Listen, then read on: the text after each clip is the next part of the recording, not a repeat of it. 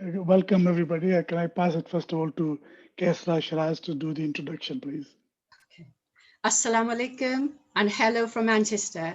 Good morning, afternoon, and evening, wherever you're sitting. I'm Kesra Shiraz, Executive Director of MACFEST.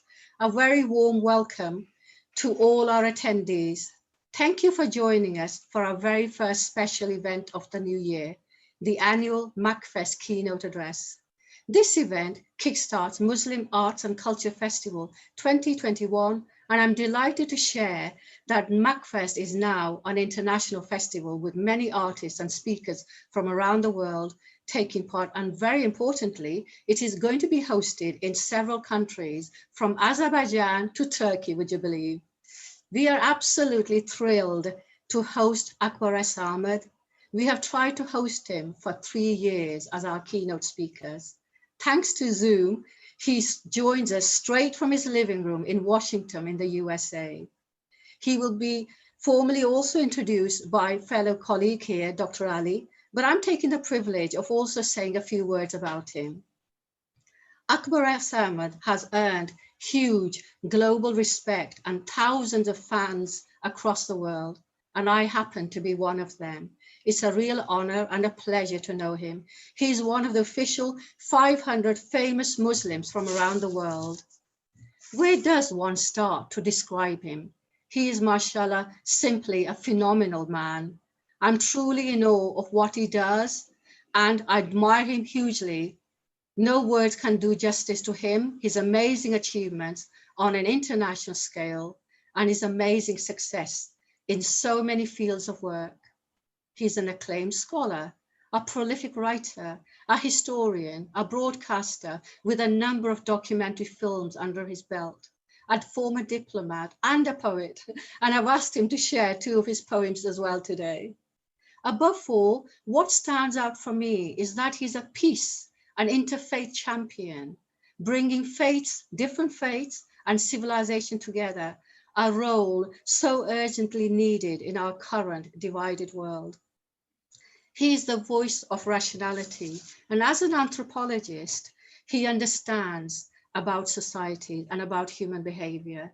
He has dedicated his life to researching about the Muslim experience and predicament since September the 11th, tackling hatred with extreme wisdom and reasoning. I simply don't know how he does it, but his amazing energy and unstinting stamina and accomplishments are absolutely outstanding. People are very important to him. He values and never forgets them. He befriends and values people. I will never forget that moment when I first got to know him about 20 years ago. It was when I had completed my first novel, The Holy Woman. I approached him to ask him if he would read my work and provide some feedback. He was so gracious. He accepted my request straight away, and believe it, I was a total stranger to him then. He read my novel in 3 days and phoned with these wonderful words: Kesra, Your Holy Woman is a lovely book. Get it published and let us host a book launch for you at the University of Cambridge. And that is where he worked at that time. And that is what he's like. When I told my younger siblings at the time that I had connected with him, they were totally in awe. They had read his books and seen his films and said, "You've actually spoken to Akbar Ahmed now? Wow." Luckily this year, we're also hosting his eldest lovely daughter, Dr. Amane Hoti, equally talented like her father. Please do join her talk on Pakistani women on 8th of March, celebrating International Women Week.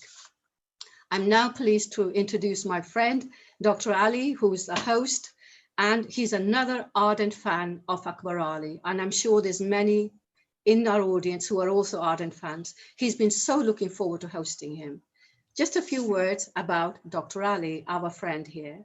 He was born in Pakistan and has lived in the UK since the age of 12 and studied in Huddersfield and Bradford universities. For 10 years, he worked in a variety of newly created posts with private, public and NGO sectors in UK and abroad. In 1990, he founded the QED Foundation, which is a wonderful foundation, a national charity to improve the social and economic circumstances of ethnic minorities in the UK. He was awarded Professor Charles Handy's Alchemist Award, an honorary doctorate by University of Bradford in 1997, and OBE, mashallah, by the Queen in 2000 for his work with ethnic minority communities. Muhammad Ali has held many offices and appointments during the past 3 decades. And I'm pleased to add, personally, he's also one of our MACFEST advisors and directors. Over to you, Dr. Ali, again. Thank you, Kesra, for that wonderful introduction. And I don't think all of it is much true, but anyway, thank you very much. And I've been privileged to be a supporter of MACFEST from its beginning. When Kesra came up with the idea of a celebration of Muslim arts and culture that would bring people of all communities together, we had no idea that it would grow into an international festival that we enjoy today. And I have been delighted to have been a part of that journey. My organization, QED Foundation, has been campaigning for over 30 years to improve the social and economic circumstances of UK's ethnic minority communities. And it is clear to me that many of the challenges facing Muslims in the UK and Europe are a direct result of the dire socio-economic circumstances of the communities. And I think we must all work together to do all we can to address the causes of poverty and disadvantage, as well as, of course, encouraging people from all different faiths to come together in conversation. Kesa and our team must be congratulated for designing and producing an excellent program of our 70 events for 2021. Their success is all the more remarkable because they have been working under perhaps the most difficult circumstances that we will experience in our lifetime due to the coronavirus pandemic. We are gathered here virtually from all over the world to listen to the keynote addressed by Professor Akbar Ahmed.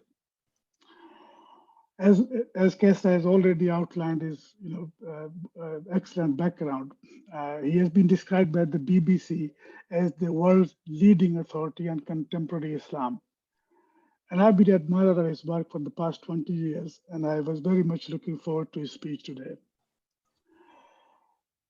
Mr. Nafees Zakria was going to introduce him, Professor Ahmed, to you and telling you more about his work, but I understand that he's unfortunately not able to join us. We may be able to play a small video that he sent us earlier, but if not, then we'll have more time to listen to our great keynote speaker. Professor Akbar Ahmed will talk about the experience of Muslims in Europe and their relationship with the West. At the end of the presentation, you will have an opportunity to ask him questions.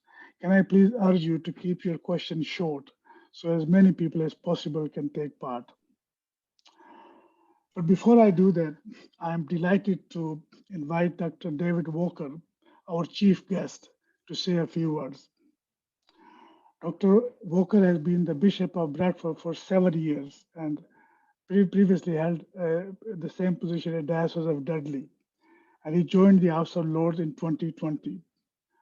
Dr. Walker also chairs the Advisory Council on Relations of Bishops and Religious Communities, so his talk is very relevant. And I'm delighted that he has accepted our invitation to speak here today and look forward to what he has to say. Over to you, Dr. Walker. Thank you very much, Dr. Ali. Thank you for that very warm introduction. It's my great privilege to be your guest today, especially at such a prestigious event as this. I too am looking forward immensely to hearing our eminent speaker, Ambassador Akbar Ahmed. And so I'm going to be brief in my comments, as I really don't want to intrude into his time any more than I have to. The Manchester area, where I'm bishop, has built its success over 2 and more centuries because of its ability to welcome migrant communities, not simply to assimilate them into a kind of monocultural mass, but to provide space in which their distinctiveness contributes to our shared well-being in every aspect of our lives. I see that most directly as a faith leader. I'm invited regularly to participate in events at mosques and especially at the Muslim Heritage Centre, as indeed I am with other faiths. I see it in the entrepreneurship that is expressed in everything from a friendly family shop to a large thriving property business. I see it in the ways the Muslim community serves the whole people of Manchester, and not least during this present pandemic. I see it in hospitality, sharing the food and drink of other traditions, and I see it in the arts and culture which this festival showcases and celebrates. We're stronger together, sharing our gifts and talents, building the greater Manchester that we can all be proud to be part of, a place where all can belong and all can thrive. I trained initially as a mathematician. Mathematics as we know it established its roots in the Greek and Roman cultures, with scholars such as Pythagoras and Euclid. Yet after those ancient empires passed into history, the study of numbers and shapes was kept alive and grew under the influence of the great Islamic mathematicians. They're the ones who bequeathed to us pillars as central to our understanding of mathematics as our number system, and the very word algebra. If you hated maths at school, you've probably got the Muslim community to blame for it. A few years ago, I was privileged to be guest at an exhibition of Islamic sciences and mathematics that toured Britain. It was an honour for me at that time, when I was a bishop in the West Midlands, to take part in that and see in greater depth what the Muslim community had contributed over many centuries to my own field of study and research.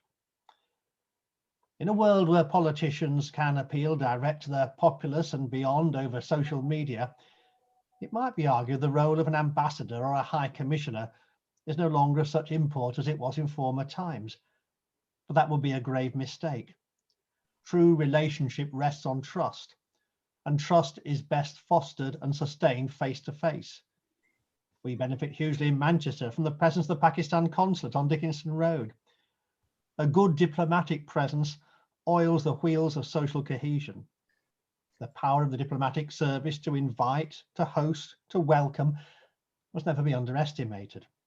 Our annual celebrations for Pakistan National Day have been a powerful witness of the sort of Pakistan that the Manchester community can engage creatively with as part of its own being and celebrate. And so we're deeply honoured to have Ambassador Ahmed as our principal speaker this afternoon, a man who knows the power of diplomacy and has used it wisely. I look forward to hearing his wisdom with great interest, and I wish everyone very well, not just for today, but for the whole of this festival. Thank you for inviting me to be your guest. Thank you, Dr. Walker, for this excellent presentation. And I think it sets the scene for Professor Ahmed's talk. So I'm delighted with what you just said. Can I ask, Kesra, is Nafees Zakria's presentation available? Or? Bismillah ar-Rahman ar-Rahim. Honorable Chief Guest, Lord Bishop, Executive Director QED, Dr. Ali OBE, Ms. Kasra Shahraz, ladies and gentlemen, Assalamu alaikum and good evening. I congratulate the organizers for holding this event successfully and honoring me with the invite. I have the privilege to introduce the MACFEST event's keynote speaker, a distinguished person and a towering figure in the fields of diplomacy, literature, culture, education, and history. Honorable Ambassador Akbar S. Ahmed is the Ibn Khaldun Chair of Islamic Studies at American University, Washington, D.C. He has held the coveted post of High Commissioner for Pakistan to the United Kingdom of Great Britain and Northern Ireland, with sterling contributions to promoting bilateral relations. His academic career includes appointments such as non-resident senior fellow at the Brookings Institution, the first distinguished chair of Middle East and Islamic Studies at the U.S. Naval Academy in Annapolis, Iqbal Fellow, Chair of Pakistan Studies, and Fellow of Selwyn College, Cambridge. Ambassador Akbar has also taught at Harvard and Princeton universities. Ambassador Akbar has earned many titles and received accolades for his professional excellence and contributions to a variety of fields.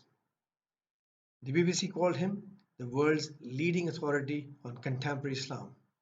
Saudi Gazette lauded him as perhaps the most influential living authority on contemporary Muslim societies. A prolific writer and a scholar, Ambassador Akbar has to his credit books and publications as author and awards bestowed on him by the countries for his services towards common good. Ambassador Akbar's distinctive Jinnah Quartet comprised famous film Jinnah, featuring Christopher Lee in the title role, a documentary, Mr. Jinnah, The Making of Pakistan, a book entitled The QED, Jinnah and the Story of Pakistan, and a biographical study entitled Jinnah, Pakistan and Islamic Identity, The Search for Saladin. The quartet are significant milestones, not only in his own credentials, but also a valuable contribution to the historical record pertaining to the creation of Pakistan. Government of Pakistan conferred upon him Sitara-e-Imtiaz, Star of Excellence, for academic distinction, and Tamgha-e-Imtiaz, Medal of Excellence. Ambassador Akbar is also recipient of Award of Interfaith Conference of Metropolitan Washington, Professor of the Year Award by Carnegie Foundation, ranked among world's 500 most influential Muslims by the Muslim 500, and many more such decorations, including especially for promoting interfaith harmony. I could go on had the time constraint not been a consideration. So, without further ado, let us hear Akbar S. Ahmed, the ambassador, his expert talk on Muslim experience in Europe. Professor Akbar Ahmed has written a lot of books and is editor of several books on Muslim society and has published numerous articles.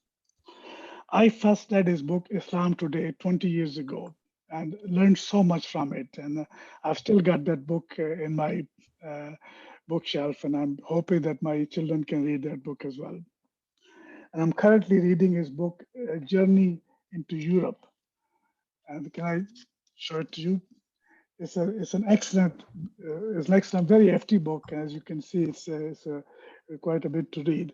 But I would highly recommend that you will get to meet so many minority Muslim communities in the Balkan and the east of the continent. So I'm delighted that Professor Akbar Ahmed will address us today, and I would like you to invite him to speak. But I think before he speaks, there's a short video which we're going to show. And can I just warn that there are some scenes which are probably may not be suitable for younger viewers because of the violence. So just a precaution. So can we play the video, please, first?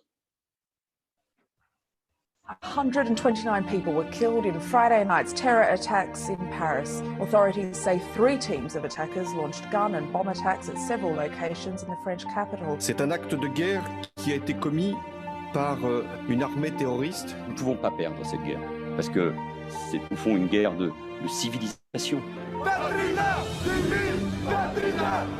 Islam is incompatible with all Western civilization. The war has started. People just need to wake up and pick a side. They feel they are better. They feel they are more civilized than the xenophobic tidal wave that's sweeping across Europe currently. In Saddam's Iraq, they will put you in front of a wall and shoot you. In Denmark, they strangle you slowly. Now I think it's reached a stage where it's simply intolerable. Every single part of our community is under scrutiny. As a rabbi, as a Jew, as a human being, I'm shocked. I have never seen it as open, as virulent, as hateful as it is right now. Anybody who isn't a Muslim has never been to a mosque. They're not places that other people would go to. Their imams, their elder are really the problem. Are we seeing a clash of civilizations? Many are saying Islam and European identity are incompatible and that Islam has contributed nothing to Western civilization. Others disagree. Der Islam gehört zu Deutschland. I mean, Muslims are part of Europe, always through all histories. As a Muslim scholar living in the West, I set out to seek the answers with my trusty team. When you realize you've not really got close to your neighbors, you can either panic or you sit with them and listen.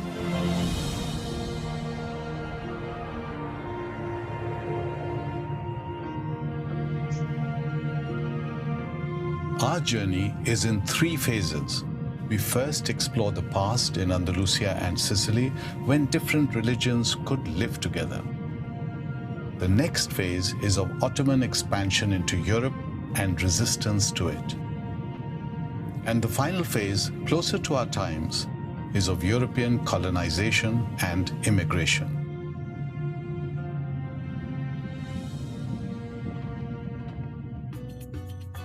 The first phase of our journey takes us to Andalusia and Sicily. Andalusia 1,000 years ago produced great inventors, scholars, and architecture. The capital, Cordoba, was the richest and most populous city of Europe, and its main library had 400,000 manuscripts. Jews, Christians, and Muslims lived, worked, created, and prospered together, though relations did not always live up to the ideal. The great poet Iqbal prayed in the Grand Mosque at Cordoba and wrote a famous poem about it. I prayed on the same spot 2 decades ago. Iqbal's poem hangs in the mayor's office.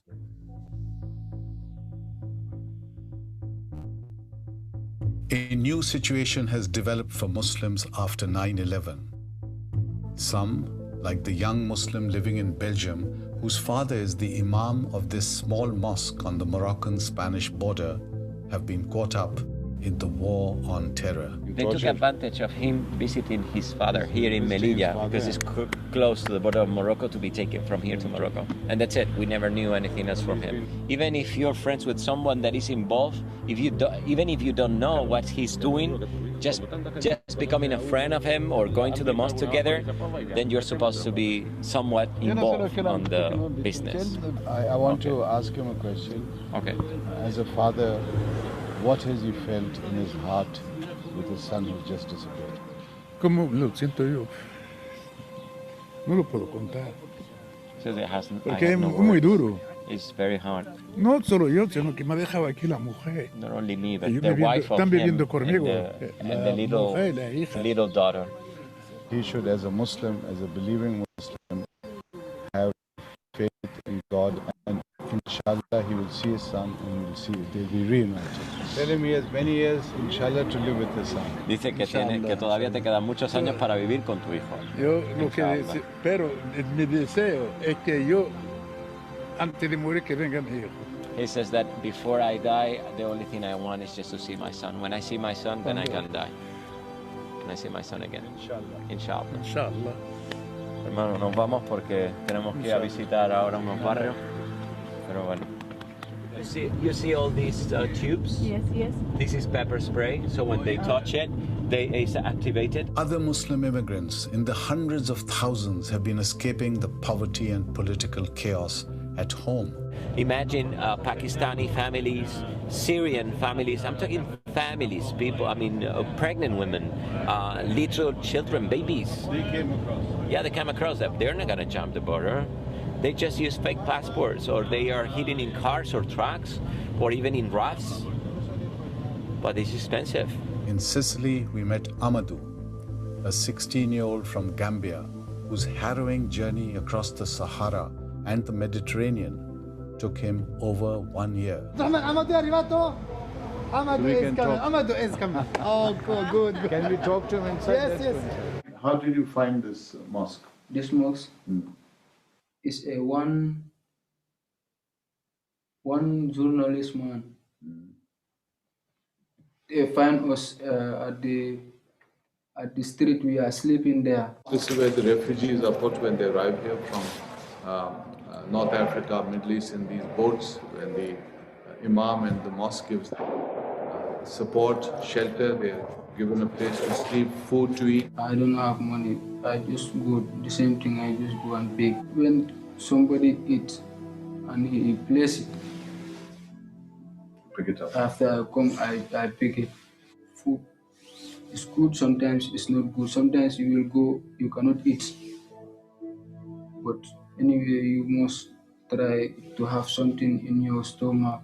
One day I came to the station. One man looked me, he hit me 2 times. Who hit you? I don't know whether it's a policeman or what, but it's the police station. Is this boy even standing there? He looked me like this. He said, move here. He hit me 2 times. He broke me 2 times. With his head? Yes, he do like this 2 times. So I see I cannot do nothing. I just sit and cry. I want a place where you know that I am free I'm not thinking about transfer or to go somewhere else. I'm thinking about to get up and go to school, or to get up and go and have work. I'm trying my best to help my family, anyway, because I'm the elder. Yes. And I want to make something tomorrow for that, so that my family will happy about me. Speaking about immigration, so-called immigration through Mediterranean area, a terrible tragedy. And killer has a name, residence permit. Why everybody tries to land in Sicily? Because for Sicilians, no man is illegal. We feel this sense of hospitality in our spirits, in our blood, I would say. But it's very frustrating when you see these people coming with their life in a little plastic bag, and you would do everything for them, but there's no other way to help, because it cannot be work or job opportunities for every one of them. So it's like surviving in a jungle. The strongest survive, the weakest won't survive. The road ahead is fraught with real dangers. The challenge for European Muslims is to rediscover the passion for knowledge and pluralism that once defined Andalusia. I am astonished at the magnificent contribution of Muslims to European civilization, and am sorrowful at their predicament today. But Muslims have to vigorously challenge those who promote violence in the name of Islam. Europe's challenge is to rediscover the links between the Greeks, the Muslims in places like Andalusia, the Renaissance, and the Enlightenment. All of them share the idea of universal humanism and treating the other with dignity and justice. They must reject all forms of racial or religious intolerance. If it can overcome these challenges, Europe will once again become a beacon of civilization for the world. Let's pray then to the Archangel Saint Raphael, who was always together with the people who are traveling, so he might protect you and defend you against all evils, and that he might grant you success in your task. That work is so important, that you devote your life, that you put yourself into this hardship of traveling around, and I know what it means. I cannot think of more warm feelings than I have towards your work. It's the work of, I think it's wonderful that you have another generation following up. So you have really my most heart feelings to succeed. I notice, my friend Professor, that you are wearing a tartan tie. I love this tartan, that tartan and all tartans, because tartan is a very special cloth which is woven in a very particular way of many different colours and shades and designs, and it comes together, each tartan distinctive in itself, with a combination of all of these colours and threads within it. And your project, I think, I'm going to describe as the Tartan Project, because your project is going to explain to people on a worldwide canvas of the particular contribution Muslims have made throughout history. I regard your project as the future tartan of Islam. I will never forget you guys. You are, Amina. I will never forget you. You're like a child. I will never forget you guys. Inshallah.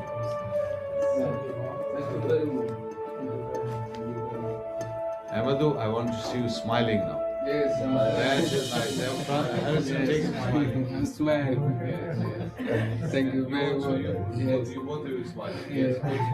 You come join to me, smile together. Smile together. No, look, here he is with the Pope. I have a duty from John Paul II. He said, every time you meet a Muslim, please give him a hug and just say, this hug is from the Pope.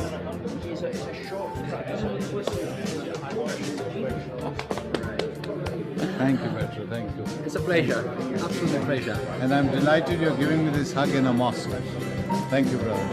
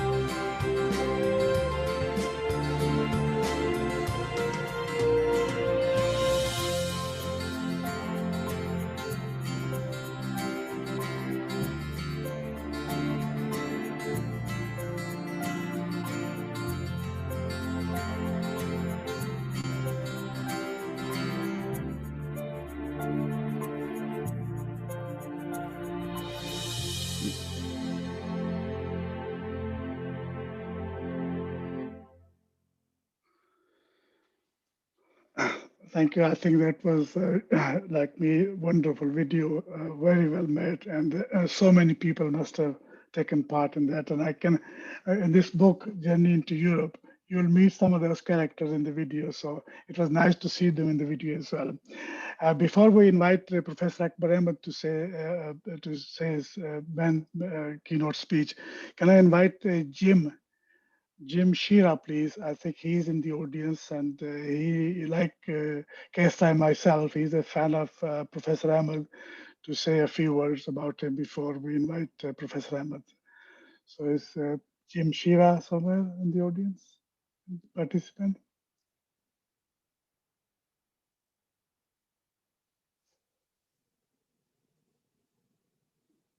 No? Kesa, I think you're on mute. Yes, I have known Akbar for the last 25 years and have worked with him. And welcome, Jim, and lovely to have you here. Thank you so much.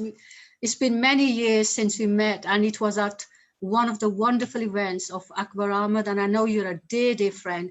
Please share with us your thoughts and how much you know and admire Akbar Ahmed. In one word, I could say to you, if there's a living example of a saint in every sense of the word, it is Akbar. Oh. He fought for humanity vigorously wherever the humanity was challenged or put into difficult situation. Whether you are Muslim, Christian, Hindu, non-believer, he is there for you if he come to know that you are suffering by somebody due to your faith or due to your color or creed. And he's not an artificial man. I remember in when we were in Birmingham, and he said, you don't have to go too far to change people's mind. You just pick up your neighbor and work on them and show your faith through your deed and see how best you could actually support and value each other. And their word will start from there. Personally, I'll give you an example. There was a debate in the Oxford Union Society. Islam and democracy are not compatible. And Akbar was a keynote speaker and led the debate on one side. The other side was Ray Honeyford, headmaster from Manchester, very known for his own views of concerning the Muslims and migrant community. Akbar asked me, would you go and represent me? I am Christian, Pakistani Christian, very proud to be a Christian. But Akbar said, I would like you to go and speak on it. I led the debate in Oxford Union Society, and who would in this day and age will trust people other than their own faith to go and represent them? It was Akbar. And I'm talking 25 years ago. I've just met him 2-3 years before. Then there was Habitat 2 International Conference organized by the United Nations. He was a keynote speaker there, and he asked me to go and represent him. And I went there and spoke there internationally. And this sort of thing do not happen until there is some sort of serious commitment and serious trust and confidence on each other. And in short, as I said to you, there is a living testament of these examples where he worked for people throughout his life. And I'll give you another example. There was an incident in Egypt, and a few years back, when there was a lot of trouble against the Christian minority there, he spoke and wrote very boldly. There was trouble in Kuwait and in Lahore, and he said, he used the word, "Stop killing Christians." And he's not scared or afraid of his words or other things. If he believes something is going wrong, he will do it. Recently, he was invited by the Gandhi Center, and he said to me, "What do you think I should do? I want to go and support them." And he supported Jewish community, Hindu community, Christian community, Muslim, and other people, wherever they are, whoever they are, as long as they're serving humanity and serving each other, and they are in difficulties. Thank you so much, Brother Jim. That's wonderful. Thank you. And you personalized it so well. Can I just say one word? Lastly, I always proudly say history has produced two Akbar. Akbar the Great. Thank you. And he was also, thank you very much, Jim. One was the king, the other is a humble scholar, philosopher, friends of all. And Akbar legacy will be followed by Amna Hoti, who's equally proud of her to be a young scholar and being a female and doing a wonderful job. Well done, Akbar. I'm very proud of you. Can I thank you very much for your wonderful introduction, and you're passionate about Akbar Ahmed, of course, as we all are. So without further ado, can I pass it to Professor Akbar Ahmed to address us, please? Thank you. Thank you so much, Dr. Ali. I'm quite overwhelmed by these very warm emotions and sentiments. I thank the Lord Bishop. He may have recognized the former Archbishop of Canterbury, Dr. Rowan Williams, in the clip. He's also in the film and a colleague and friend. And of course, I would like to thank the entire MACFEST team. I want to thank Dr. Shera for always being an ambassador between different religions and different cultures. And most important, I want to thank special thanks to Kaisar Shiraz, the driving force of MACFEST, not only for inviting me, but for honoring me. She has a choice of the world, but she decided to recognize and remember one of her oldest admirers. I always felt that a commitment, intelligence, integrity will put her on the map. And I'm so thrilled to see that she is on the map. And of course, I want to thank all of you for joining this event. Now, let me get into the keynote address. My talk is entitled The Imperative of Dialogue and Understanding. And I will divide it into three parts. The first will discuss some relevant and important ideas that dominate our age. The second will highlight the Muslim contributions to Western civilization. And in the third, there will be an autobiographical element that will point to the future. So let me get into the first part of my talk. You may recall, step back a little bit, you may recall that by the end of the 1990s, as we entered the new century, there were several theories jostling to explain the times we're living in. Francis Fukuyama declared the end of history. Karen Armstrong talked of the axial age and the battle for God. Tom Friedman wrote of globalization, which to him meant Americanization. And Sanskritic scholars talked of a Kala Yog, or the dark age that we were passing through. In addition, Professor Huntington of Harvard University promoted the idea of the clash of civilizations, a phrase he borrowed from Professor Bernard Lewis of Princeton. The theory, and it's important for you to remember the theory, proclaimed that the West would clash with civilizations of the East, such as the Russians, the Chinese, and Islamic civilization. It also postulated that the clash had been taking place in history and would continue till one side or the other was totally triumphant. Now, diametrically opposed to the idea of the clash, there were figures like President Khatami of Iran, who advocated the dialogue of civilizations at the United Nations. The events on 9/11 dramatically altered the intellectual landscape of the world. Now, here's a transition in our history, contemporary history.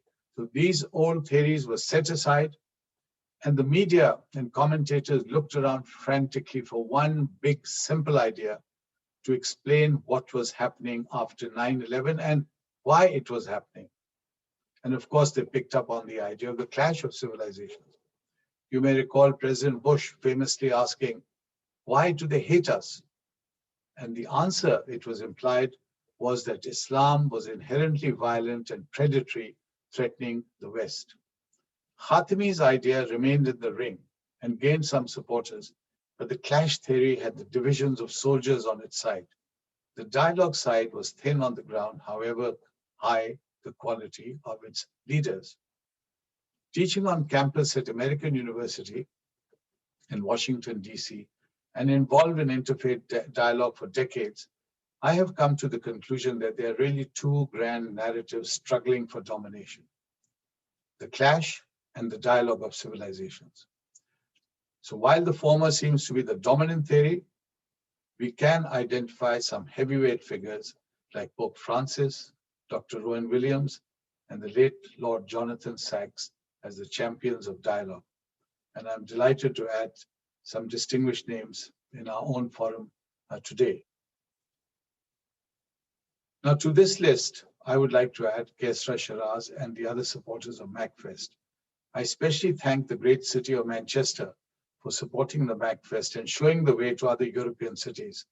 The very spirit of MACFEST represents dialogue and bridge building. It is for this reason I applaud their efforts and pray for their success. The stakes could not be higher. I have been studying the age we live in for decades. I have come to the conclusion that as a global civilization, we face two choices in the future: Andalusia or dystopia. The former stands for knowledge, harmony, compassion, and the latter, dystopia, offers a Hobbesian vision of all against all. I hope and pray that all of you joining me at MACFEST will opt for the one that offers a chance for peace and harmony among and between communities and nations. The dangers of dystopia are real, and you must not underestimate them. An ingredient of dystopia is hatred of the other that takes the form of Islamophobia or anti-Semitism, or indeed hatred of other communities, whether Christian or Hindu or others. Islamophobia, which we may define as hatred and suspicion of Muslims and their faith Islam, engenders prejudices leading more often than not to violence against the community. And for a seminal document on the subject, see Islamophobia, a challenge for us all, prepared by the Runnymede Commission in 1997, on which I had the honor of being a commissioner. Now, I noted that the hatred against Muslims or Islamophobia is in many ways similar to the hostility against the Jewish community, known by the term anti-Semitism. And for a similar report about anti-Semitism entitled A Very Light Sleeper, published in 1994 by Runnymede, on which I also had the honor of serving as commissioner. Again, I would request you to refer to both these very substantial reports prepared by the Runnymede Trust.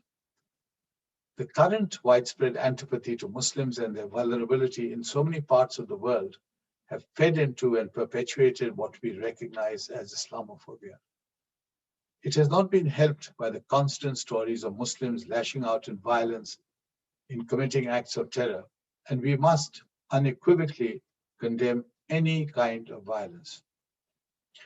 Now, let me end with this. There is a widespread belief, especially among right-wing politicians, that Islam is incompatible with Western civilization and has contributed nothing to it. The Dutch politician Geert Wilders captured this perception when he described Islam as a, quote, culture of backwardness, of retardedness, of barbarism. It is worth our while, therefore, to investigate whether this assertion is in fact correct. If it is not, the basis of the Islamophobia of Islam's critics like Wilders collapses like a house of cards. They will then have to use some other arguments against Islam, or their racial prejudices will stand exposed. They will be naked without the benefit of a niqab to cover their modesty.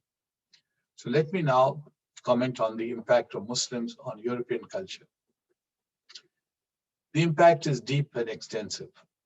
I will use material from my book, Journey into Europe, to illustrate the assertion.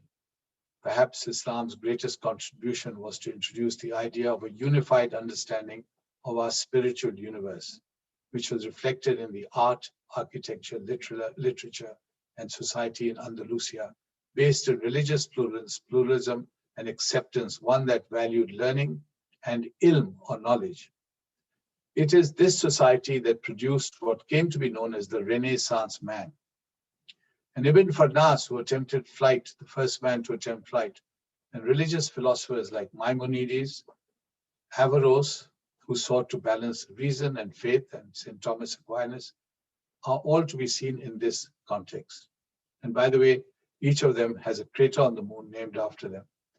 Andalusian society in turn sowed the seeds what would become the European Renaissance, which would lead to the Enlightenment and go on to shape our modern world. So you're seeing the connections between the golden age of Islam 1,000 years ago and our own modern world, a link that is not often recognized. Now let me remind you of another Andalusian giant, another European, Ibn Arabi, Sheikh al-Akbar, the greatest sheikh. His philosophy of life and appreciation of religious pluralism are contained in these famous verses, which really could be the theme song of Manchester.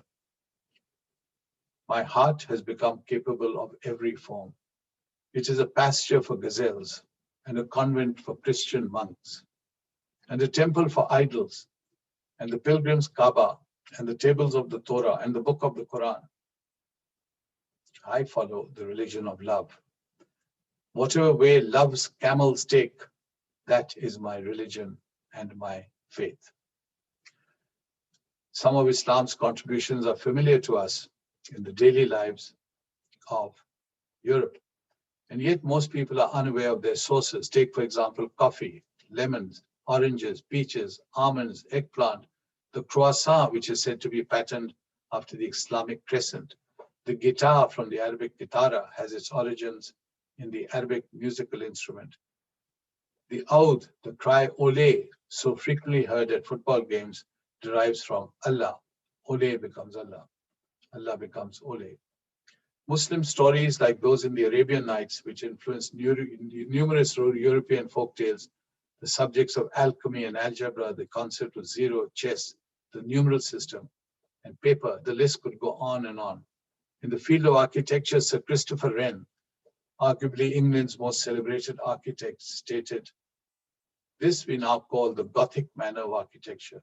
I think it should with more reason be called the Saracen style."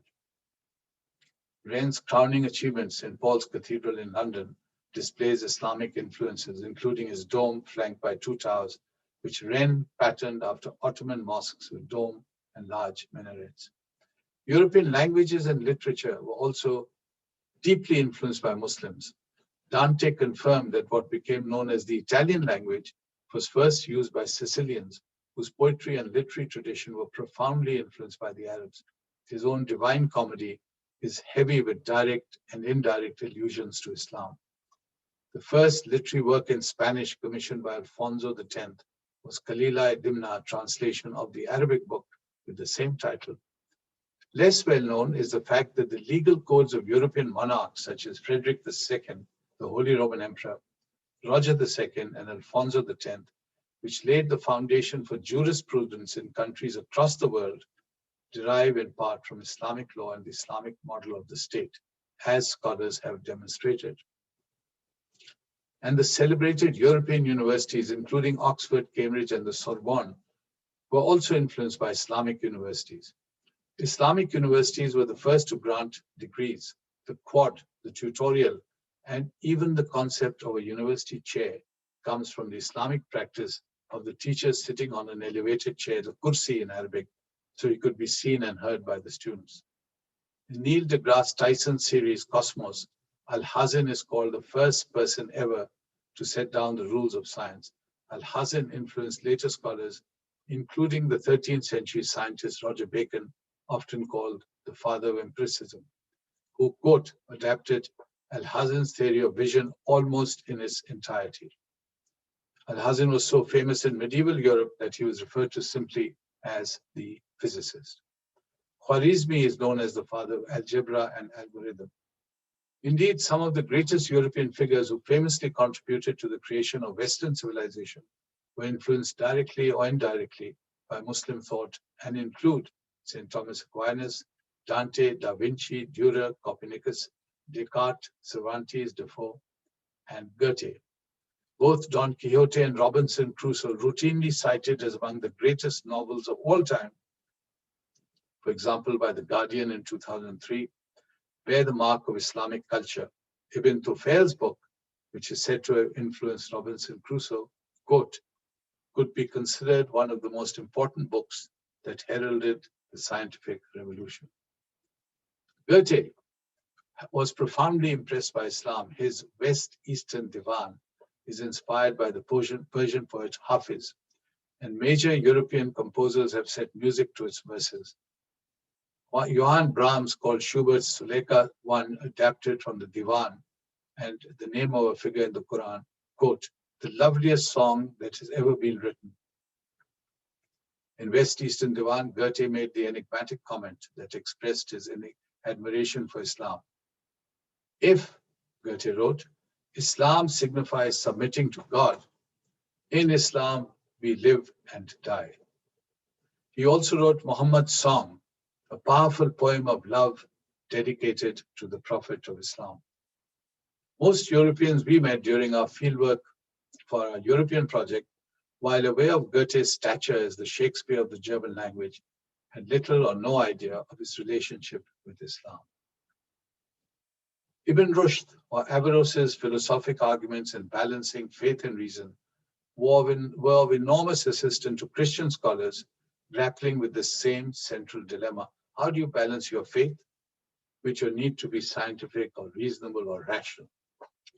His translations of and commentaries on Aristotle and Plato were of such high caliber and so impressed St. Thomas Aquinas and other scholars that they assumed Averroes's name needed no further elaboration and referred to him simply as the commentator.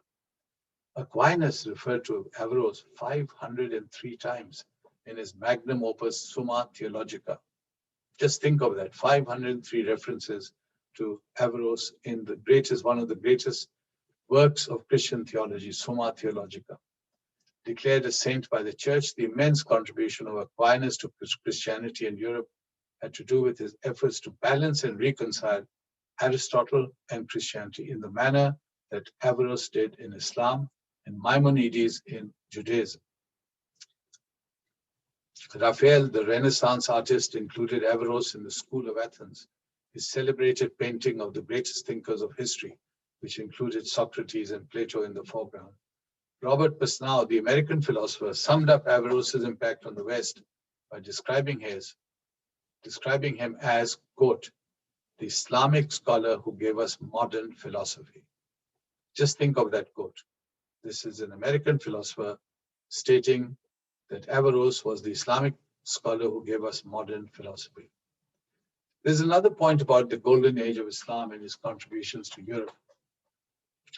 Many of the Christian kings were influenced by Islamic learning. They spoke Arabic, they were guarded very often by Muslim soldiers, and they showed respect for Islamic knowledge and culture.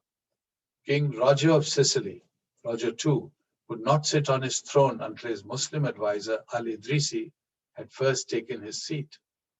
Alfonso VI was known as the Emperor of the Three Religions, and Alfonso X the Wise was called the last Almohad Caliph for a sympathetic attitude towards Muslims. And I want to refer to a remarkable Christian leader, one of my heroes, Frederick II, the Holy Roman Emperor, who was given the title of Stupor Mundi, the wonder of the world, performed a feat extraordinary in the annals of international relations and diplomacy. Just think of what I'm going to tell you. In the midst of the Crusades, the long drawn, bitter Crusades between Europe and the Muslim world, Jerusalem, the prize, the golden prize, was handed over to Frederick II peacefully by Al-Kamil, the king of Egypt and nephew of the legendary Sultan Salahuddin. Their relationship of mutual respect was cemented by reverence for scholars and scholarship. Yet, ironically, the golden age of Islam is called the Dark Ages in European history. And perhaps Manchester schools could take the first step to correct the record and change this title. The Muslim passion for scholarship, I want to remind you, was coming directly from the Quranic vision of human life and human purpose. The Prophet had said, "The ink of the scholar is more sacred than the blood of the martyr." This means that if you're thinking of blowing yourself up, stop, because your ink as a scholar is more sacred than the blood you will flow. So preserve your blood, and it's the ink that you must see as sacred, which emphasizes the importance of learning and scholarship. But somehow we seem to have reversed this saying by calling the blood of the martyr more sacred than the ink of the scholar.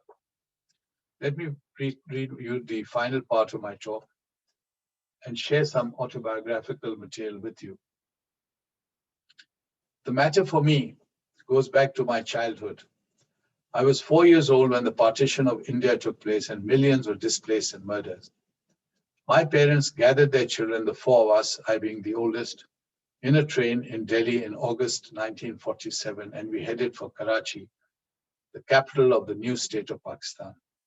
We crossed the killing fields of the Punjab, where millions of Muslims, Hindus, and Sikhs were slaughtering one another in a frenzy of bloodshed while crossing from one side of the border to the other. I was just 4 years old, but I became aware that for some reason, people wanted to kill me because I was something called a Muslim. I was not even sure what that meant.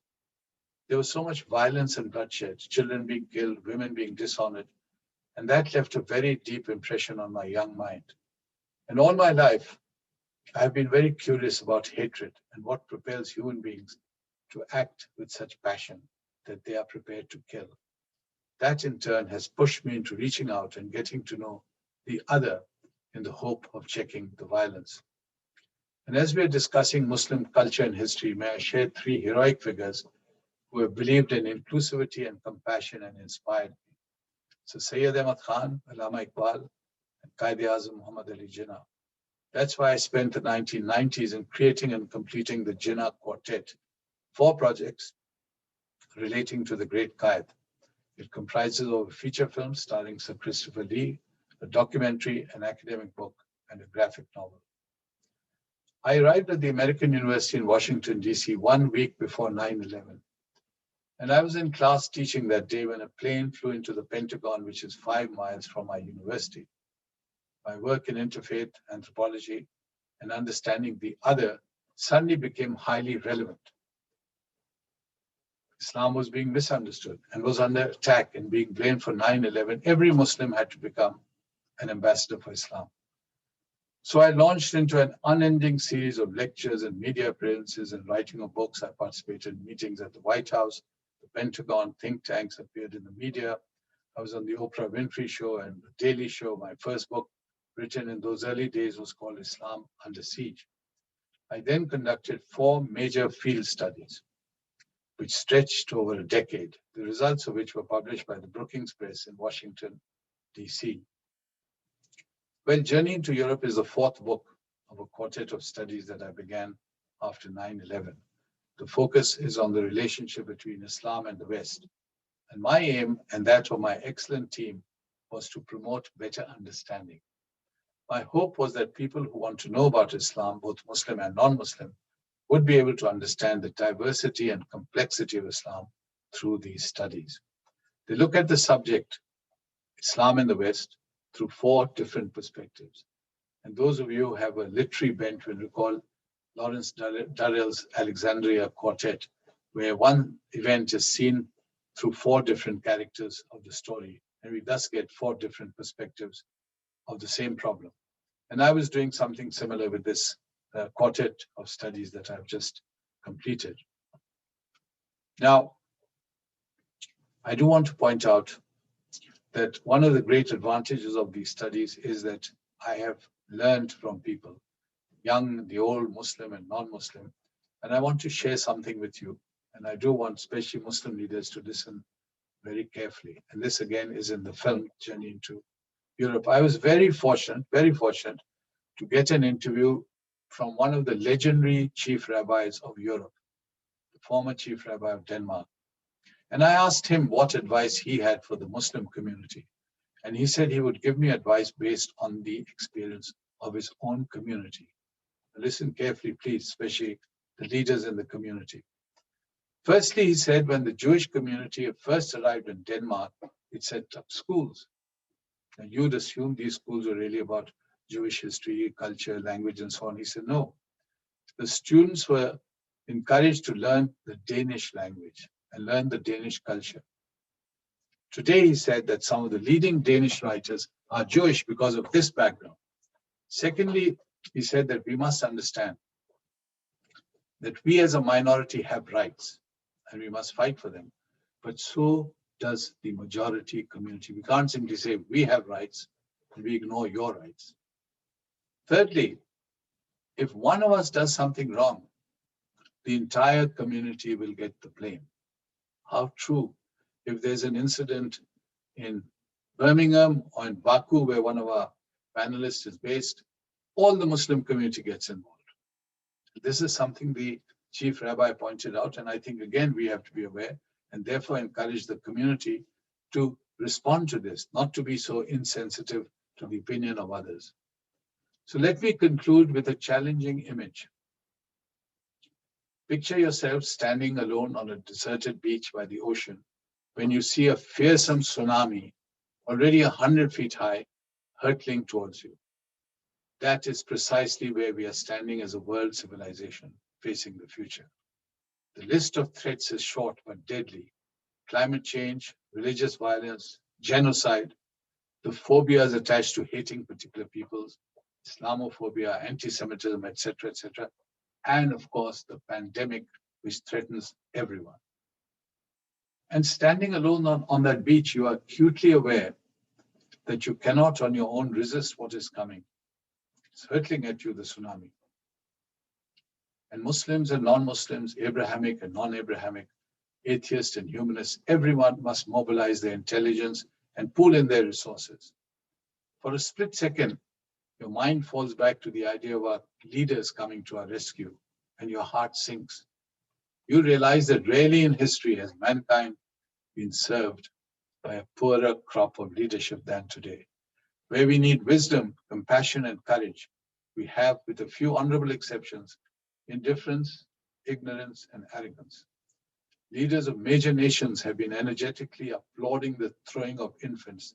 Let me repeat this image. Leaders of major nations have been energetically applauding the throwing of infants into cages after separating them from their families. And they have been systematically conducting the genocide of minorities.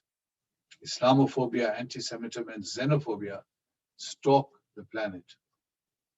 So the first step is to promote broadly and consistently education and knowledge of our respective cultures. The education of the young and the promotion of inclusivity must be priorities for government. We must be taught to show respect to the other and to promote what the Andalusians called la convivencia, or coexistence. An important lesson we must learn is to recognize our common humanity and with it our human vulnerabilities. With that, the building of faith in our common humanity can begin. Simply put, they remind us of the importance of having faith, of possessing the capacity to improve and change ourselves through knowledge and through compassion. The past masters, the philosophers of the Golden Age, Muslim and non-Muslim, taught us faith. And by faith, I mean the belief in the broadest sense in our common humanity. And for some, the faith in a higher power. We know how Ibn Arabi was inspired by Jesus and saw Jesus as a special guide and friend. And we read the love poems written to Jesus by Rumi. We must realize that ultimately the message of universal compassion of Maulana Rumi and Ibn Arabi was delivered in spite of the death and destruction around them. That is the legacy that remains with us while the destroyers of these cities and libraries have come and gone like the wind. Nothing remains of them. So in the midst of this universal chaos, you had Ibn Arabi and Rumi right in the middle of the violence and the chaos. And in some senses, we are living in a similar situation. We're surrounded by the sense of crisis and violence that we are constantly referring to.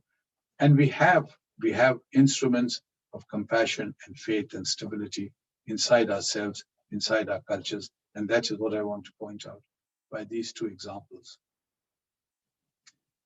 In conclusion, let me say that we have identified the problem, but we have also provided a solution. We are not on the beach alone. It is in the spirit of the great names in our joint European legacy, whether Ibn Arabi or Goethe, that I present my own humble effort in the form of a poem called What Is It That I Seek? What is it that I seek? I heard it in the voice of the nightingale. I know it was in the hearts of the wise. I sensed it in the lover's tale. I saw it in your eyes. I heard it in Rumi's poetry. I know it was in Gandhi's gaze. I sensed it in Mandela's oratory. I knew it in Jesus's ways. What is this riddle and what is its part? What is this enigma and mystery? What can reveal the secrets of the heart? What has the power to change me? It is God's greatest gift. It raises us high above. It is the bridge over the rift.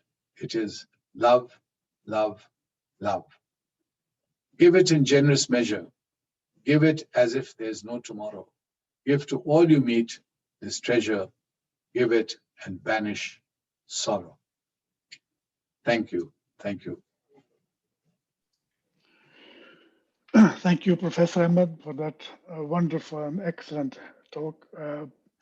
We have got now about 25 minutes for question and answer session, and I would really encourage people to post their questions to Professor Ahmed, and it's an opportunity for us to listen to his wise wisdom and his vast experience.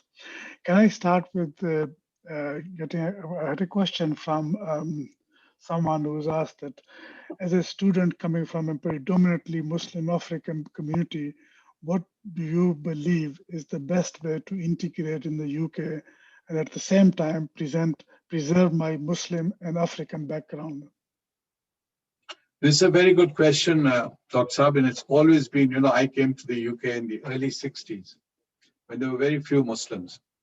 And I found that I had no problem with my Christian school, the students, teachers. We didn't have a mosque. I was at Birmingham University and we didn't have a mosque. And the local priest there, who was the pastor for the university, he said, why don't you use the church? We can convert it every Friday, put some mats on the floor. And we did that. We were very respectful, but we did that. You have a lot of, I think since then, 2 generations, 3 generations on, you have a lot of misunderstanding, a lot of static, and I'm surprised to see a lot of hatred of each other now. If you read some of the comments on YouTube and some of the trolls, you will see that it's almost like people are throwing fuel into the fire. That's why I applaud people like Dr. Rowan Williams and our own wonderful Bishop, Lord Bishop of Manchester, who are so involved in promoting peace and dialogue. And it is them, it is on them. If they take the lead, they will see that society will follow. So it's critical that they are in the field, and Muslims as a counterpoint also be involved in that dialogue. And of course, no one is asking, no one ever asked me, no Christian friend of mine, no Christian priest said, give up your faith. And I must say, I put it on record that when I was inducted at Selwyn College, my Cambridge University College where I was attached, and I'm wearing a Selwyn College tie today. When I was inducted as a fellow, there's a ritual in these Cambridge colleges when new fellows are appointed that port is passed around the high table and everyone drinks to the incoming fellow. And I was wondering, what am I going to do? It's part of the ritual and yet I can't drink, I don't drink. And when I arrived at the table, miraculously, I saw a glass of orange juice. I think one of the very few times the Cambridge University broke with its tradition. And again, I was very, very impressed by that sensitivity. And that's the kind of sensitivity we both need on both sides and all the sides in dealing with interfaith. And the more you respect the other person, the more they respect you. And that is an example that comes directly from the example of our own Holy Prophet, peace be upon him, who was always very sensitive to other faiths, not Muslims, who were dealing with Muslims. Thank you, Professor Ahmed. A lot of people are asking questions, so I'll try and cover as many as possible. The next question comes from someone called Mohammed Amin, who is asking, what can be done to reverse the increase of religious extremism in Muslim majority countries such as Pakistan? Excellent question, Mohammed Amin, excellent question, because the way Pakistan is going, it may just go in a direction which certainly the founder of Pakistan would not be happy. If you want to know about the founder of Pakistan, then you have to read or listen to his speeches. His first two speeches in Pakistan at the Constituent Assembly of Pakistan in August. And they're really eye-opening because they're so inclusive and generous and compassionate and yet very, very analytic and accurate about what he wants for Pakistan. And there's that famous quotation from one of the speeches where he says, Christians are free to go to their churches, Hindus to their temples, Muslims to their mosques. He's not forcing anyone to take one or the other religion, but he wants Pakistan to be a land of liberalism, of pluralism, of respect for religion. And yet he's proud of being a Muslim. That to him is his interpretation of Islam. And where is he getting his interpretation from? Please remember that it's coming directly from Allama Iqbal and Sayyid Ahmad Khan. These are the great figures he is being inspired by. So we have some good role models, but I am sorry to say that while the struggle is on in countries like Pakistan, it has to be fought much more vigorously because Muslims too easily allow people with less knowledge of Islam to take the stage and the foghorn and claim that they are representing Islam. This question can only be answered by going back to early Islam, the history of Islam, and reading and studying the golden age of Islam. If you read the golden age of Islam, everything becomes clear. I've been quoting Ibn Arabi, just think of it. His hero is, of course, the Holy Prophet of Islam. He's the ultimate insan kamil. But his love for Jesus is very moving. And the bishop will really appreciate this. He is inspired by Jesus. He calls Jesus his guide and his friend, and he says, I'm following his path. Now, no Muslim said, by the way, why are you following Jesus? Because Jesus is very much part of the Islamic tradition, Hazrat Isa alayhi salam. There's a chapter dedicated to Jesus' mother in the Quran, and not in the Bible, I understand. So that was the philosophy, that was the spirit. And education becomes, to me, the core first step to take. Without that, everything is lost. You're really flailing about in the dark. So our leaders in the Muslim world must spend much, much more resources in creating universities, colleges, scholarship, and helping us rediscover our own identity, such as the great philosophers of the golden age of Islam. Thank you, Professor Ahmed. The next question comes from Mudassar Iqbal, and I read, I'm a Manchester-based academic and a big admirer of the worthy professor. Thank you so much for this wonderful talk. As always, He has presented beautifully his argument about Islam's historical contribution to Western society in terms of scientific knowledge, among other things. I would like Professor Ahmed to comment on the contemporary Islamic world's contribution to science and knowledge and the urgent need, in my opinion, to refocus on this in this regard.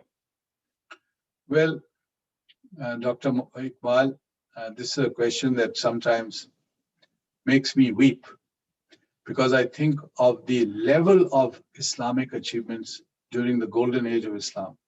I've given you examples of Averroes, Avicenna, and I haven't touched the surface. There are dozens and dozens of these extraordinary philosophers, all driven by the idea of the Quran, the Quranic idea to acquire knowledge. Go to China to acquire knowledge, said the Prophet. Think of it. China for Muslims then was like Mars for us today. And yet Muslims were meant, both men and women, to go and acquire knowledge. And then I look at the situation today and I cry. And I wonder, how are these children in the Muslim world ever going to catch up to the West, to the East, to China, to India, because they're so far behind. The facilities in their schools, the teachers that teach them, the concepts that they must understand in order to progress and to connect with the rest of the world. So I really would want, I go back to my point, I would want the leaders of the Muslim world, they've got the keys to power. They must take education very, very seriously. Just look at the budgets for education in any of the Muslim countries, and they're appalling. And you see the results. The levels of literacy are appalling. We should be right up in front because that is our legacy. Are we? We are not. Take a look at the Nobel Prizes. The Muslim world has a population of almost 2 billion. And how many Nobel Prizes have we won? Maybe a dozen, maybe less than a dozen. How many have we won in science, which is the subject that Muslims excelled in? Science is the subject, mathematics, astronomy.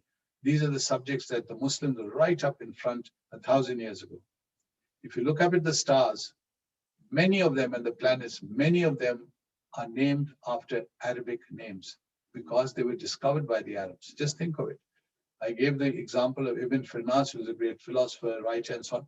He was also the first man to attempt flight. So these are Muslims who are curious, who are using their mind. Now somehow we've been told not to use our mind, to close our minds, and to just focus on ritual. Ritual is one part of faith. It's a very important part, but it's one part. The real task of the Muslim is, as the Quran says, to look at the stars, to look at the planet, and ask and wonder and worship God. Because when you look at the world around you, the universe around you, it creates a sense of literally wonder and worship. So that's the aim of a Muslim, a true Muslim, responding to the idea of ilm. And that is I think that's the philosophy that so far is missing, and we're all left to wonder about on our own as individuals. I would like governments and these governments in the Muslim world to be aware of this, to pick it up as a challenge, and to at least help the next generation. And with that knowledge, you will see automatically the extremism, phobias will disappear, because you cannot have faith and knowledge and phobias. If you look at the names I'm giving you, Pope Francis, Rowan Williams, Lord Jonathan Sacks, and some of these people I know personally and I have respect for them. They are very broad-minded. They're prepared to embrace us. They're prepared to work with us and walk with us. And it's something that we must take advantage of and lock our hands, be in step with them, and walk towards knowledge. Thank you. Thank you. The next question comes from Amjad, and it's briefly related to what you were just saying in the last few sentences. He says, do you agree that we who live in the West need to increase our engagement with native Europeans? Yes, again, Amjad Saab, very good question. And I gave the answer when I quoted the legendary chief rabbi of Denmark. That's exactly what he said the Jewish community did. The philosophy that you're living now in the West, he's talking about the Jewish community, you really need to understand the culture of your host, the language of your host, the literature of your host, and contribute to it. So that in time, there'll still be prejudice. As we know, there's still anti-Semitism, unfortunately, in the world. But in time, people will begin to see the other, the foreigner, as part of their culture. It may take time, but it will happen. So the process has to start. And that's why I admire MACFEST, because by being involved, you are bringing your very rich culture to Europe. So that Europeans are saying, hey, this is terrific. It's adding to the color and the richness of my culture, not taking away from it. And that's a process, that's a direction I believe that Muslims must be encouraged to take. Thank you. Next question comes from Anne Isaac. She asks, I often find it is non-Muslims who are interested in knowing more about Islam, not Muslims themselves interested in interfaith. I don't know whether it's a question or a comment. You know, Anne is right in a sense, and I've had this experience. I've been to, literally after 9/11, I've been to dozens and dozens of synagogues and churches and temples and of course mosques. And non-Muslims often complain.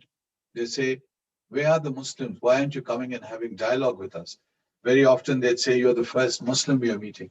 We don't know what Islam is. Why don't you come and tell us about Islam? So yes, this is a challenge. We must all, some of us are professionally able to do so. Some of us are doing it out of the goodness of their hearts. But each one of us as Muslims is an ambassador. Each one brings something to the table. And that is something we must share with our neighbors who are not Muslim. This is very important because when 9/11 happened, I was in Washington, D.C. My wife and I had just moved here. I had been appointed as the Ibn Khaldun Chair of Islamic Studies. And I suddenly found my neighbors asking, what is this Islam? Why do Muslims hate us? Why are Muslims violent? Does your Quran preach violence? And I said to myself, haven't we been explaining what Islam is? And I suddenly realized there were not many films on Islam, not many documentaries on Islam, not many spokesmen. Of course, there are always honorable exceptions, but by and large, for such a large community, Americans knew very little about Islam. And when there's lack of knowledge, there is fear. And that's something we must remember all the time, that even in Europe, Europe has had a very long and rich history of interacting with Islam. And it's easier to stereotype each other. But in discussion, in knowledge comes enlightenment, and then it comes what is the next step, which is understanding, which leads to brotherhood and sisterhood. Thank you. Next question comes from Peter Fahey, and he asks, how can we move forward in unity and humanity when we see refugees trying to flee persecution, treated so badly and left to drown in the seas or in prison camps by the European countries? Peter, you're absolutely right. It's heartbreaking. It's heartbreaking to someone like me. I gave you my own experience in 1947. And I will point out that Pakistan has always been very, very generous with its refugee populations, first coming from India in 47, then in the Afghanistan border, again, hundreds of, literally millions of refugees coming there. And so Pakistan has opened with its limited resources, its hearts and arms to refugees. Now, this question or this statement really is for non-Muslims, because it is, I think it's imperative for non-Muslim leaders, especially Christian leaders, but that's the dominant religion of Europe, to very aggressively take a position on this. And that's why I really salute and admire the Pope, big hero of mine, who went to the refugee camps and washed the feet of refugees to show that these are human beings, to show that if Jesus was alive, this is what Jesus would have done. So I think that's a great example. The bishop, the Lord Bishop, in his introductory remarks pointed out his own philosophy. And this is a great example, and it inspires other people, because politicians see votes, politicians see which way the wind is blowing, and very often do not take the best position as far as humanity is concerned. The men and women of faith believe in humanity, but they need to raise their voices. Again, as I said, go back to my analysis, see it in terms of this binary, the dialogue versus the clash. So the people who believe in dialogue, like the bishops and archbishops, must really increase the volume of their sound so other people know that they may not have the popular vote behind them, but they have something more important, which is ideas and compassion coming from their own religious faith. The next question comes from Tahir Solomon, He says, for any culture and civilization to build the social structure, it is understood that the construction starts from basic levels like primary schools by picking or inducting set of books needed to mold the nation. Is MACFEST doing in perspective of bringing social equality through arts and culture? I don't know. Well, it's an unfair question because already MACFEST has done so much. So Kaisar Shiraz, I was joking earlier that she should be in the Muslim world running organizations and countries there. But the Muslim world has a tendency to say, so-and-so is doing well, so why don't they also do this? One person can't do this. If she's launched this incredible initiative, the MACFEST, she needs support. She needs all Muslims and non-Muslims to aid her so that in time these ideas encompass the Muslim world, so that even the leaders of the Muslim world feel that they're obliged to respond to these strong, positive ideas that are emerging in this MACFEST. Even my keynote address. Now, I could have given a usual keynote address and just said nice things and pleasant things, which meant little, and got away with it. But it's critical that important thinking, important ideas are shared with everyone, Muslim and non-Muslim.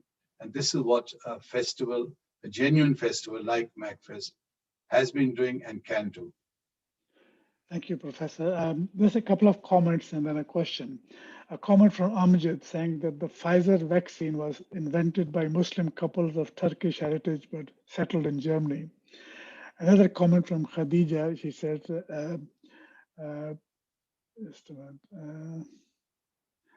thank you for your wonderful presentation. And a question from Han Al-Hadiwi. Thank you for the book, Living in Islam, from Samarkand to Stornoway. What are the pressures could the Muslim face of living as minorities in different countries? How can we change the extremist ideologies against the Muslim communities? It's very good questions, and in some ways we've already discussed this. Again, it goes back to knowledge, to understanding, and understanding our own history. When I keep talking about knowledge and understanding, I'm referring to our own history. Read about your own history. Read about early Islam, when Islam came. Read about the example of the Prophet and his life and how he interacted with minorities. How many people, how many Muslims know that the Prophet wrote, the Lord Bishop would be interested in this example, that the Prophet wrote a personal letter about the treatment of Christians to the monks in the famous Christian center, which is still extant in what is now Egypt, St. Catherine's Monastery. And it's worth referring to this because this is the Prophet's philosophy. He's brought a new religion. All right, how does the new religion deal with non-Muslims? And clearly he says in his letter that you will have protection from us, the Muslims. We are in the majority, but we will protect you. No Muslim can steal from you, threaten you, impose violence on you, your women, your families, your wealth. They will be protected under the law. And this is given under the seal of the Prophet of Islam. And I think that's very inspiring because I can't find many examples from history of other people doing this kind of making this gesture. So this is what Muslims must be taught. And the Muslims must say, by the way, this example comes directly from the Prophet. And you can't ignore that. You can't go around saying, we are going to do this and we are going to do that, which is negative and not consonant with Islam. So again, back to knowledge, back to understanding. And some of you referred to my book, Living Islam, and that's the book that accompanied the 6-part BBC series, Living Islam. I spent 2 or 3 years doing that series.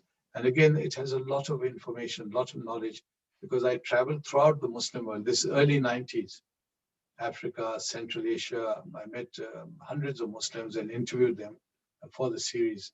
And I was grateful to the BBC for supporting that project. So Professor Ahmed, a lot of questions are coming forward, so I'll take a few more because they're very interesting questions. The next question comes from Fareh Al-Shafi. He said, Professor Ahmed, thank you so much for the keynote address.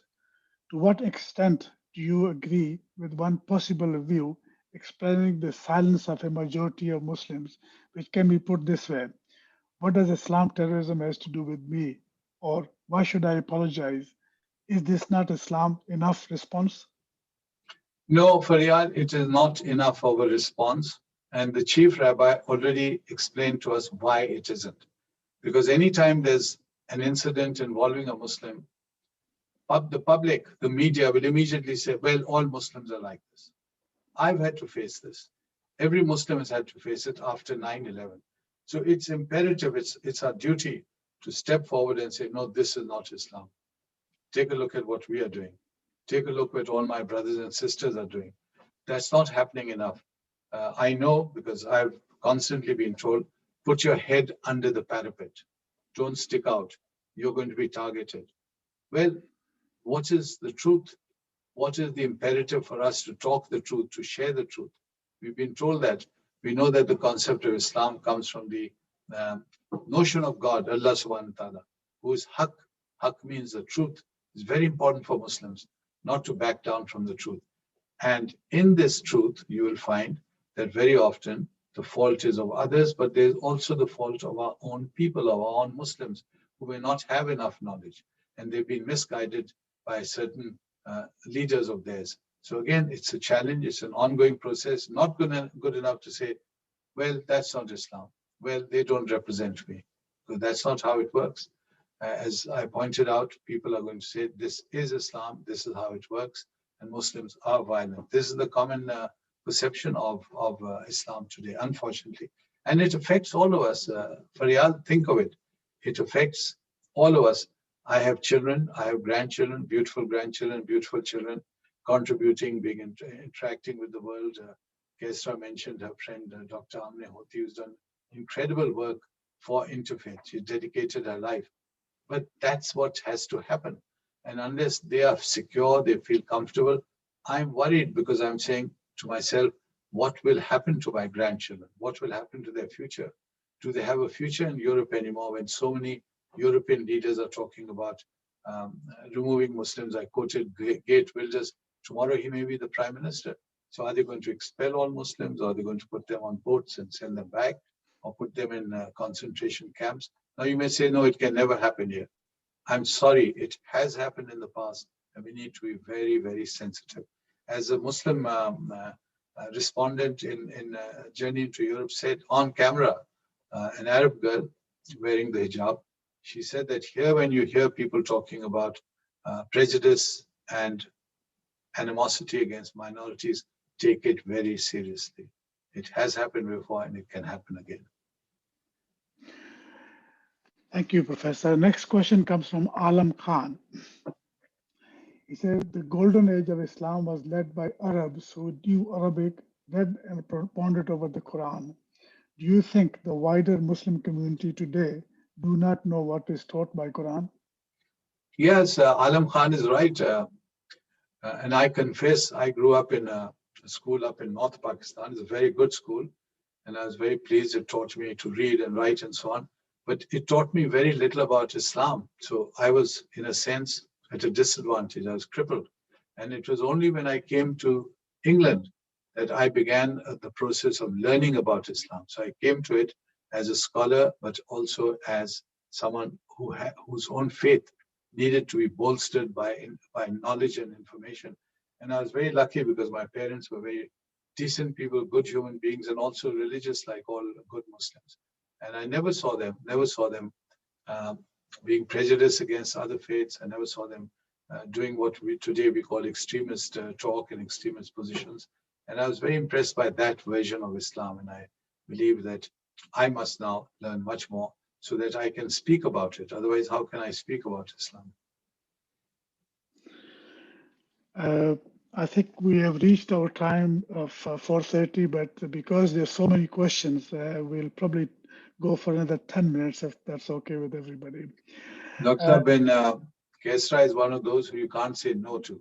Yeah, remember that famous scene from The Godfather? They said, you can't say no to her because when she makes an offer, you have to accept it. So when Kesra says 10 minutes more, I say happily, yes, absolutely, I will accept 10 minutes more. A couple of more questions. One is from Dr. Amina Hoti.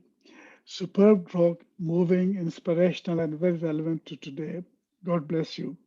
MACFEST is superb, super in arranging this, and Sister Kesra for arranging this outstanding MACFEST. How can we make this part of school curriculum? Well, thank you very much, Dr. Hoti. It's a mutual admiration society with you because you've done this amazing study and work, and your new book, Gems and Jewels, has just been published. God bless you for that. And I know that Kesra is inviting you to talk about your own work and your own studies. So we're very proud of what you're doing. You're the new generation, and you have to carry on this task, really this task. And it's a monumental task. And then give us peace so that we can just sit in a corner and watch a bit of television and do a bit of quiet reading. I think if that's okay, I'll do two more questions and then invite a final question from Kesra herself. This question comes from Farouk, who says, I think we must set our own house in order, in that there is intolerance within Islam, for example, Shia, Sunni, Wahhabi, etc. So how to drive at interfaith unity as we seek to contribute to mainstream? Farouk, you're absolutely right. There's a tendency, especially in certain countries, to force Christians to convert to Islam through marriage and so on. Now, we must remember that these are very sensitive issues, and you cannot, as Muslims, use one standard of behavior in one land and then another in another land. So, for example, when I talk here in the West, in America or the UK, and I say, look, Muslims are being persecuted, there's Islamophobia. A lot of people in the audience then tell me, but what about Christians in Egypt or Christians in Pakistan? You people are persecuting them. Aren't they supposed to be citizens? And they're right. They're right, because if we expect Muslims to be treated fairly, with respect, with their rights preserved here in the West, then Muslims must in turn treat minorities in that same way in their own lands. And I was privileged to have studied at Christian schools in Pakistan as Muslims. My class had some very distinguished Pakistanis. One of them became the president of Pakistan. One was an ambassador here in the United States, and so on. So they contributed in many ways to Pakistan. And we owe a lot to our teachers, as we are told in Islam, to respect our teachers. So we need to also appreciate that these Christians who are living in Pakistan are living as Pakistanis. They're part of our culture, they're part of our civilization. Have we shown them the respect that we should be showing them? You see the incidents that take place frequently. That must stop, that must stop. That is not the vision of Quaid-e-Azam, who created Pakistan. That is not the vision of the Prophet of Islam, who gave us Islam, a religion which embraces all of humanity. Thank you. Next question comes from Shagufta. She says, how can we as British Muslims be better ambassadors of Islam? What can our local mosques and community leaders do to aid the movement of peace in the face of racism in Europe? Shagufta, the first step, this is a great question, but the first step is take the film Journey into Europe from Kesra and begin a process of showing it at mosques and Islamic centers so that the community understands what the problem is, how to place it, what context are you to place it, and how to move ahead. And you'll see that questions that you raise will be answered by the community itself. That is a very critical interaction. And invite people like the Lord Bishop to come and join you for these evenings so that their voice is also heard by you, because now you are British, you're living in Britain, you're part of British society, and you must proudly say, I am part of British society. It does not mean that they're asking you to give up your own faith, but you must interact as part of that larger society. Thank you, Professor Ahmed, for those wonderful answers. Can I pass it to Kesra Shiraz now to ask the final question? Sorry, Kesra, you need to unmute. Thank you so much, Professor Akbar Ahmed. It's been absolutely marvelous. I've been getting a lot of wonderful messages, including from Sir Peter Fahy, who's a co-chair, who's a chair of We Stand Together. And he said, what a humbling experience to hear this great man. So lots of lovely positive messaging. The thing I want to focus on is your work, I want to go back to your films. What you've done is phenomenal. For example, you traveled right across Europe, you traveled right across America. Imagine that. And you did that for months and months, researching, talking, interviewing. Just highlight for us so we can celebrate your work. What a journey. And why did you do it? To gain the experience of Muslims, their predicament, their lives. So what were the challenges or the highlights of that experience? And remember, it took you 3 years to do this. Yes, yes. Okay, so thank you for asking that. It's a very personal question. I was motivated after 9/11 to set out and really understand the world and share that understanding with people. And without Zinat, my wife, without the support I had, it could not have been possible. Because just think of the logistics. For the America project, we traveled for 1 year, the sabbatical that we get after 7-8 years, we get 1 year, a 1 year sabbatical. And that's when professors are normally asked by their better halves, their spouses, to fix the fence or fix the roof. But we took off for 1 year to travel the United States, and we visited 80, 85 cities and towns. I mean, just physically think of that. Okay? So non-stop, we'd arrive in a town, Atlanta or Dallas or wherever, and immediately I'd give a public lecture, I'd be on TV, I'd be on radio. And again and again, we had these incredible experiences. And to be fair, wherever we went, we had nothing but warmth, welcome, and people ready to talk. Wherever we went, so Christians, Jews, Muslims, all responded positively. Number one. Number two, what was driving me? What was driving me, there were two strong motivations. One, I was aware that within my community, some people were aware, like from the questions you're seeing, many people are now aware that this sort of thing needs to be done. But the second point, that I was also aware that not much was being done. So when people ask me on my journeys, where are the Muslim scholars? How many books have they produced about America? What have they done to help us understand your community? I could always say, I'm here. And they would say, why hasn't this been done before? You people don't appreciate knowledge. You Muslims don't respect learning. And I'd say, my God, you're talking about a civilization that 1,000 years ago was producing literature and scholarship and art, and which was of the highest level. It was a cutting edge of knowledge. So that was the second reason. Third, like I said, it was my own, you could say, you could even say a distorted idea of my own capability. It was my own ego saying, if I can contribute in my tiny little way, whatever I can contribute, I'll do it. Because, you know, I'm not expected to do it. I'm a professor, I have a chair, I'm on campus, I have a lot of respect, I have a lot of work to do. There's no need for me to do this. But again, it's my community. And if I don't do this, who's going to do this? And you know, there's a famous saying, if not me, who? And if not now, when? Who's going to do this? And finally, of course, it was the vision of my own family, my own wonderful children and grandchildren. I was constantly picturing them 50, 30 years, 40 years after me. How would they be living in an environment which is becoming so hostile? And unless we brought down the temperature, unless we created bridges of understanding, you'd have hostility. Now, it's never easy because our community is always not always understanding, not always positive. So very often I'd get criticism from my own community. They'd say, why did you go to a synagogue? Why did you talk to the Jews? Why do you talk to the Hindus? And not realizing that we are living on a planet which is shared by these other faiths. And my faith, Islam, tells me to reach out and embrace them all, because the Quran says, Allah subhanahu wa ta'ala is Rabbal Ameen, Ameen, because he's in fact the God of all the universes. Ameen is not just of one community or one group.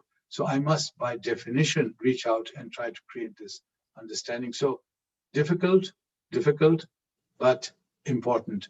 And that spirit, I was glad to see rubbed off onto a lot of people on my team.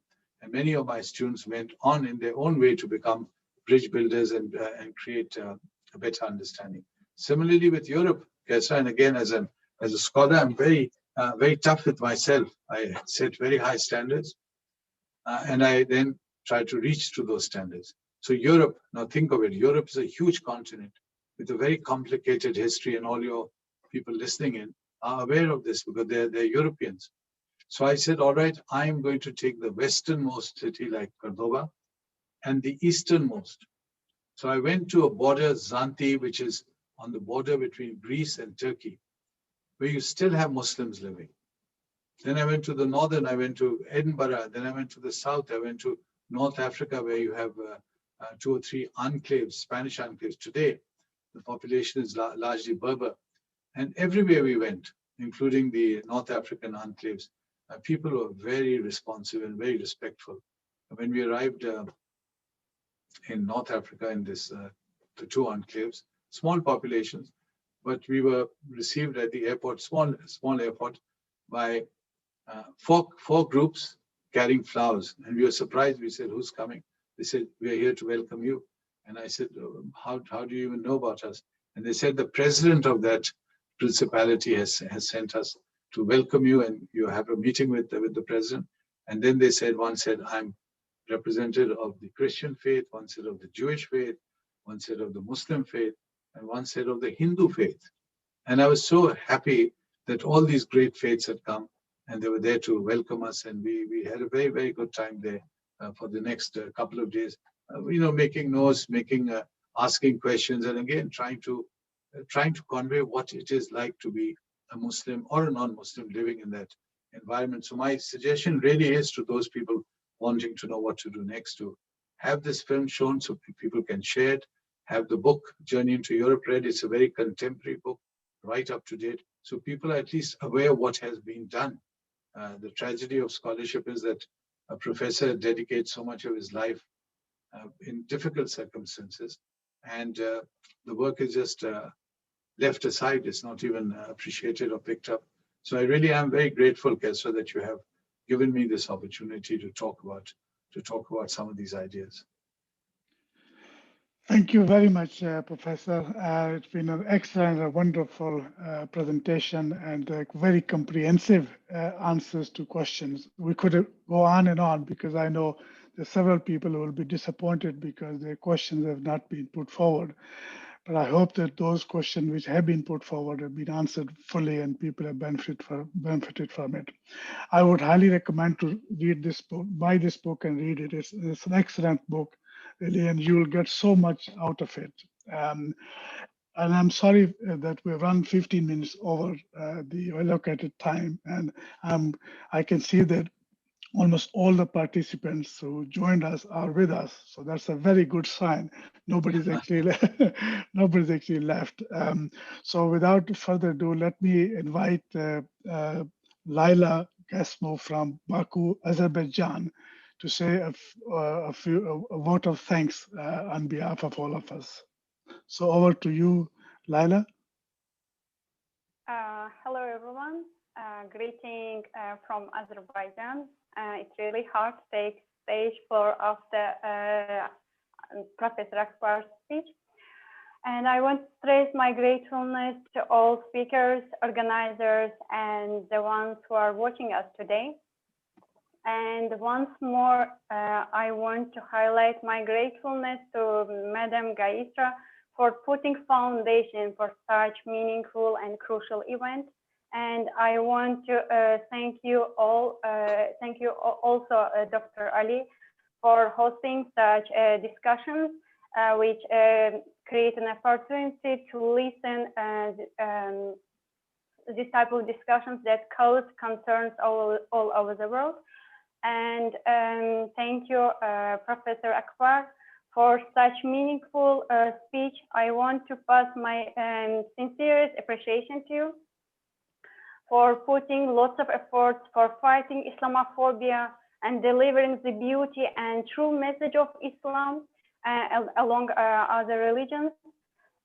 Thank you for increasing awareness, encouraging and educating people, especially young generation, for peace and tolerance, reconciliation. And I want to highlight the powerful message from the film, which we was at the beginning of session. And there is every time when you see the Muslim hug him and say this hug from Pope, this really powerful message. Thank you again for spreading peace and committing for the stability around the world.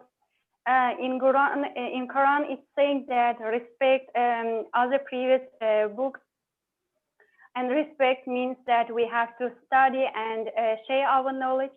And Professor Akbar standing from that position, which is really great. And I want to thank also Dr. David Walker for taking active part in various cultural and religious discussions, and your participation delivering powerful message to the world community that we need to stand together and we are strong when we are together. And before concluding, I want to make two exciting announcements.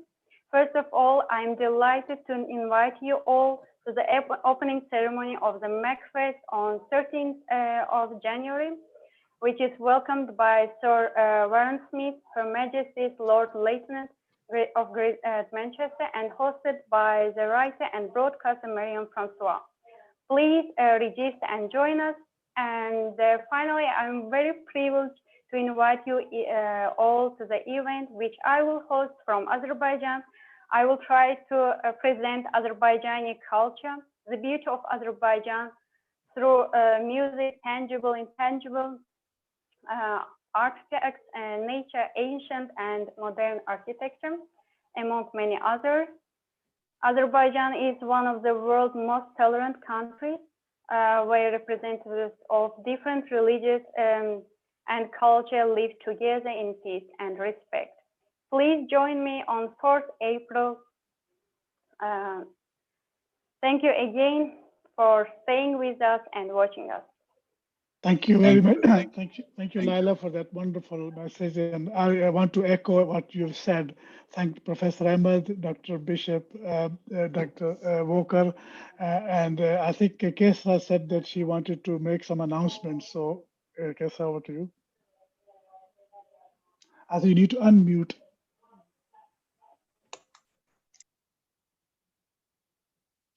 Unmute again, please. Okay, thank you, Leila, for joining us from Baku all the way, and for the vote of thanks. I just wanted to reiterate that please do join us.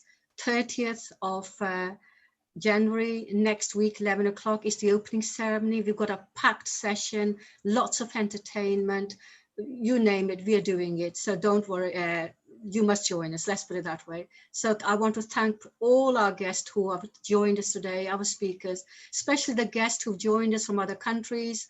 I know from America, from Indonesia, from Azerbaijan, from Germany, and one or two other countries, and Uzbekistan, as well as England. Thank you for giving us your Sunday. But as you will agree with me, it's been absolutely a phenomenal success. I seem to love that word. And it has been a very good experience. And thank you for joining us again. Goodbye. Thank you. Thank you. Bye-bye. Yes, Thank you. Bye-bye. Thank you. Thank you. Thank you.